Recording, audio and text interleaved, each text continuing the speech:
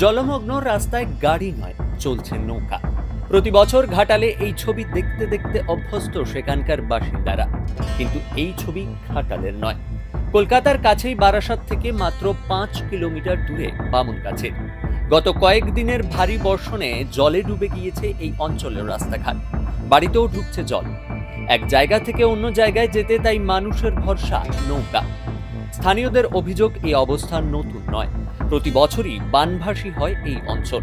এর ফলে বিপজ্জনকভাবে rail line ধরে স্কুলে যাতায়াত করতে হচ্ছে পড়ুয়াদের। আশঙ্কা থাকে বড় দুর্ঘটনার। সে তো জানি, কি করব এখন, পরীক্ষা এবার চারিদিকেই জল। রাস্তায় কি প্রচুর জল? জলেই তো এক হাঁটু করে। কোথায় বাড়ি আপনাদের? এই তো নতুন বাজার। আচ্ছা, নতুন বাজার থেকে হেঁটে আসছেন লাইনের উপর? হ্যাঁ, আমাদের ওখানেও একটা তো জল। প্রত্যেক বছর বর্ষা আসলে কিরম হয়? হ্যাঁ, এই জল। অবশ্য স্থানীয় পঞ্চায়েতের তরফে জানানো হয়েছে, একটি ড্রেন তৈরির কাজ অসম্পূর্ণ থাকায় এই পরিস্থিতি।